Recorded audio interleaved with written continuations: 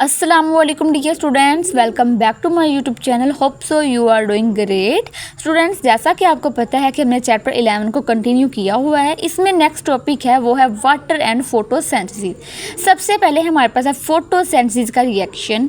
इस रिएक्शन में क्या होता है कि हमारे पास 6 मॉलिक्यूल कार्बन डाइऑक्साइड के जो कि वाटर के साथ लाइट और क्लोरोफिल की मौजूदगी में रिएक्शन करते हैं। जब ये रिएक्शन होता है तो इससे हमारे पास ग्लूकोज यानी कि C6H12O6 बनता है और बाद में हमारे पास ऑक्सीजन के 6 मॉलिक्यूल्स जो हैं ये बनते हैं। अब हमने ये देखना है कि ये जो ऑक्सीजन है ये कहाँ से आती है, यानी कि ये वाटर से आती है या फिर कार्बन डाइऑक्साइड से आती है। इंपॉर्टेंस ऑफ ऑक्सीजन में हमने ये देखना है कि इस ऑक्सीजन की क्या अहमियत होती है और ये कहाँ से आती है। Oxygen released during photosynthesis come from water. तो फोटोसिंथेसिस के दौरान जो ये ऑक्सीजन आती है ये वाटर से आती है, ना कि कार्बन डाइऑक्साइड से आती है।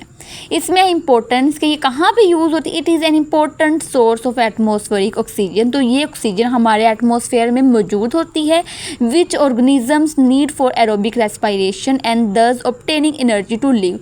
तो क्या होता है कि ऑर्गेनिजम्स इस ऑक्सीजन को एरोबिक रेस्पिरेशन के लिए इस्तेमाल करते हैं और दूसरा इस ऑक्सीजन को एनर्जी ऑब्टेन करने के लिए हासिल करते हैं ताकि वो जिंदा रह सके। ठीक है, आगे स्टूडेंट्स हमारे पास एक साइंटिस्ट था जिसका नाम था वेन नील। इसने एक हाइपोथेसिस दी थी जिसमें इसने ये कहा कि जो प्लांट्स होते हैं ये वाटर को हाइड्रोजन और ऑक्सीजन के अंदर स्प्लिट कर देते हैं, यानी कि तोड़ देते हैं। इसमें ये है 1930s वेन नील हाइपोथेसाइज्ड। इसने ये हाइपोथेसिस दिया जो कि 1930s में दिया। Plant splits water as a source of hydrogen and thus release oxygen as by product. इसने ये कहा कि जो प्लांट्स होते हैं ये वाटर को हाइड्रोजन और ऑक्सीजन के अंदर स्प्लिट करते हैं, यानी कि तोड़ते हैं। आगे है ऑब्जर्वेशन, यानी कि इसकी जो ऑब्जर्वेशन थी, इसकी जो हाइपोथेसिस थी ये किसकी बिना पर थी, इसने इसमें किस चीज़ पे इन्वेस्टिगेशन की थी। Hypothesis was based on his investigation on photosynthesis, यानी कि वेन नील ने फोटोसिंथेसिस पे इन्वेस्टिगेशन की थी जिसमें इसने ये कहा some bacteria make carbohydrate by using carbon dioxide but do not release oxygen. इसमें इसने ये कहा कि कुछ बैक्टीरिया कार्बन डाइऑक्साइड को इस्तेमाल करके कार्बोहाइड्रेट को तो बना लेते हैं लेकिन कभी भी ऑक्सीजन को रिलीज़ नहीं करते हैं। ये था हमारे पास वेन नील हाइपोथेसिस जो कि एज ए शॉर्ट क्वेश्चन बहुत ही वीआईपी है। अगर ये आपको फाइनल एग्जाम्स में आ जाता है तो आपने इसको एज इट ही लिखना होता है। आगे अगर हम देखें तो हमारे पास है आइसोटोपिक कन्फर्मेशन।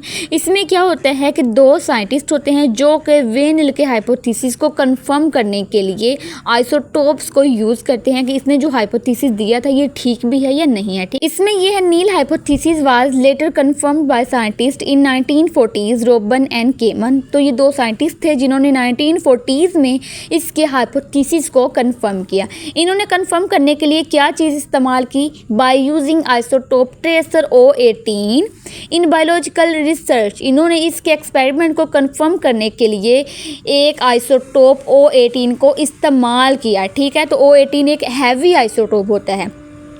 नेक्स्ट पॉइंट ये है water and CO2 containing heavy isotope of oxygen O18 were prepared in laboratory, यानी कि वाटर और कार्बन डाइऑक्साइड जो कि लेबोरेटरी में तैयार किए जाते हैं इनके पास हैवी आइसोटोप O18 मौजूद होता है। तो आपने ये चीज़ याद रखनी है। आगे स्टूडेंट्स हमारे पास एक्सपेरिमेंट जिसमें इन दोनों साइंटिस्ट ने 2 ग्रुप बनाए। सबसे पहले हमारे पास है ग्रुप 1। ग्रुप 1 में क्या हुआ, experimental green plants in one group were supplied with H2O containing O18 and with CO2 containing only common oxygen O16। तो इस ग्रुप में क्या हुआ कि ग्रीन प्लांट्स पे एक्सपेरिमेंट किया गया। इसमें ये होता है कि जो H2O है इसके पास O18 यानी कि हैवी आइसोटोप और CO2 के पास कॉमन आइसोटोप यानी कि O16 मौजूद होता है। आपने ये बात याद रखनी है। इक्वेशन है इसमें ये होता है कि कार्बन डाइऑक्साइड जो है ये वाटर के 2 मॉलिक्यूल के साथ रिएक्ट करता है और यहाँ पे वाटर की ऑक्सीजन के पास हैवी आइसोटोप होता है। इससे क्या होता है कि हमारे पास शुगर बनती है, वाटर बनता है और यहाँ पे जो ऑक्सीजन है यहाँ पे उसके पास हैवी आइसोटोप यानी कि O18 आ जाता है।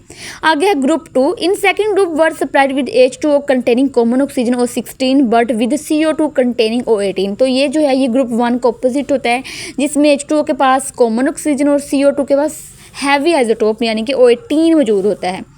इसमें स्टूडेंट्स क्या होता है कि हमारे पास जो कार्बन डाइऑक्साइड है जिसके पास हैवी आइसोटोप होता है, ये वाटर के 2 मॉलिक्यूल्स के साथ रिएक्शन करता है जिससे हमारे पास शुगर बनती है जिसके पास हैवी आइसोटोप होता है, और हमारे पास वाटर बनता है जिसके पास एक हैवी आइसोटोप मौजूद होता है, और बाद में हमारे पास ऑक्सीजन बचता है। ठीक है ना। ग्रुप 2 में क्या होता है कि हमारे पास शुगर के पास भी हैवी आइसोटोप मौजूद होता है, वाटर के पास मौजूद होता है, लेकिन जो यहाँ पे ऑक्सीजन होती है इसके पास कोई भी आइसोटोप मौजूद नहीं होता है। स्टूडेंट्स होप सो आपको ये लेक्चर पसंद आया हो। अगर पसंद आया हो तो आपने कमेंट ज़रूर करना है। ओके जी, अल्लाह हाफिज़।